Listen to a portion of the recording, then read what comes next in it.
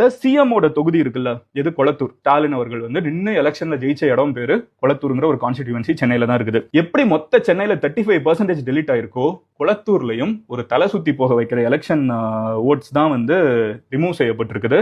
40% voters வந்து கொளத்தூர்ல delete செய்யப்பட்டிருக்காங்க. 40%, almost 40%, 39 or 40 or something, which is a huge number. ஓகேவா? 40% oats போன தடவை ஓட் பண்ணவங்களோட லிஸ்ட்ல இருந்த, ஐ மீன் மொத்த ஓட்ஸ்ல இருந்த லிஸ்ட் வந்து 40% ஓட்டு வந்து எப்ப இப்ப இந்த எலெக்ஷன்ல செல்லாதுப்பான்னு சொல்லிட்டு ரிமூவ் பண்ணிருக்காங்க. கிரேசி. அண்ட் அடுத்து வந்து உதயநிதி ஸ்டாலின் டெபுட்டி சிஎம் வந்து இந்த திருவல்லிக்கேணி, சேப்பாக் அந்த ரீஜன்ல, அந்த சேப்பாக் அந்த கான்ஸ்டிடியூவன்சில நின்று இருந்தாங்க.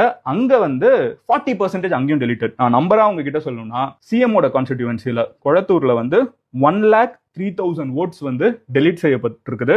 டெபுட்டி சிஎம்மோட கான்ஸ்டிடியூவன்சில ஆல்மோஸ்ட் 90,000 ஓட்ஸ் வந்து டெலிட் செய்யப்பட்டிருக்குது. எக்ஸ் சிஎம் இவங்க இருக்காங்கல்ல, எடப்பாடி பழனிசாமி, அவங்களோட தொகுதி எடப்பாடி, அதான் அவங்க எடப்பாடி பழனிசாமி அவங்க பேர்ல இருக்கிறது தான் அவங்களோட தொகுதி. சோ எடப்பாடி பழனிசாமி அவங்களோட தொகுதியில வந்து 26,000 ஓட்ஸ் வந்து டெலிட் ஆயிருக்குது. சோ சென்னையில தான் 35%. நான் சொன்ன லிஸ்ட்ல வந்து சேலம் பேரே வரல. பாத்தீங்கன்னா சேலமோ இல்ல மோஸ்டா அந்த சேலம் ரீஜன்ல இருக்கிற பெருசா பேர் வரல.